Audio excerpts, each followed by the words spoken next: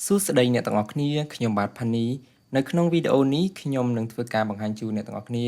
អំពីរបៀប transfer រូបឬក៏ file ផ្សេងៗចេញពីទូរស័ព្ទដៃ Android ចូលទៅកាន់ PC computer របស់យើងអូខេជាដំបូងយើងចូលទៅបើក Bluetooth បាទត្រង់ចំណុចនេះហើយយើងភ្ជាប់ជាមួយនឹងទូរស័ព្ទដៃរបស់យើងមកបាទបើមិនជាប់ទេយើង right click ហើយយើង go to setting ដើម្បីយើងបញ្ជាក់ជាប់ជាមួយនឹង device ទូរស័ព្ទដៃរបស់យើងឬនៅអូខេត្រូវបានភ្ជាប់ហើយយើងបែកមកវិញបន្ទាប់មកមុននឹងយើងផ្ញើរូបភាពឬក៏ file ផ្សេងៗចេញពីទូរស័ព្ទដៃចូលមកកាន់ computer Windows 10របស់យើងចូលទៅបើកត្រង់ចំណុចនេះបាទនេះ Bluetooth បើអ្នកទាំងអស់គ្នាឃើញទេចុចត្រង់ចំណុច show hidden icon នេះមកបន្ទាប់មកជ្រើសរើសយក right click នៅលើ Bluetooth នេះបន្ទាប់មកអ្នកទាំងអស់គ្នាស្វែងរកពាក្យថា receive a file បាទយើងចូលមក receive a file តើមកវាចេញផ្ទាំងបែបនេះយើងធ្វើការបើកផ្ទាំងបែបនឹងសិនបន្ទាប់មកយើងចូលទៅកាន់ទូរស័ព្ទដៃហើយយើងជ្រើសរើសរូបភាពណាមួយឬក៏ file ណាមួយដែលអ្នកចង់ផ្ញើចូលមកកាន់ computer បន្ទាប់មកយើងចុច share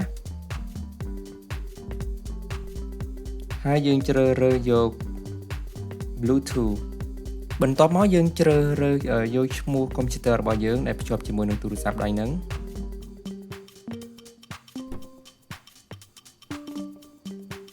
computer នឹងធ្វើការ receive file ចេញពីទូរស័ព្ទដៃរបស់យើងបើយើងមិនបានបើកកន្លែងផ្ទាំងBluetooth file transfer នឹងទេ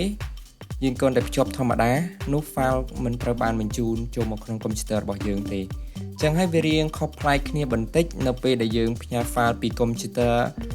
ចេញមកទូរស័ព្ទដៃគឺយើងផ្ញើទៅក្នុងទូរស័ព្ទដៃវា connect តែម្ដងក៏ប៉ុន្តែនៅលើ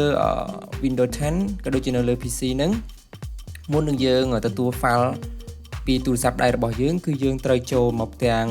Bluetooth file transfer នេះជាមុនសិនដើម្បីរងចាំត្រង់នៅ file ឬក៏ឯកសារផ្សេងៗដែលយើងបញ្ជូនចេញពី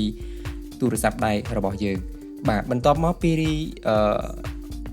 បញ្ជូនរួចហើយ location នេះយើងអាចកំណត់បានថាយើងប្រើទៅកាន់មួយណា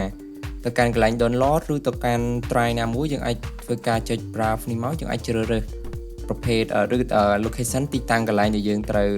ទទួល file នឹងបានហើយចុច OK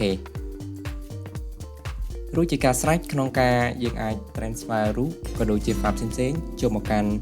computer បានតាមរយៈ Bluetooth អរគុណច្រើនសម្រាប់ការទស្សនារបស់អ្នកទាំងអស់គ្នាសូមកុំភ្លេចជួយចុច like ក៏ដូចជួយចុច subscribe channel របស់ខ្ញុំបើអ្នកគិតថាវីដេអូនេះមានប្រយោជន៍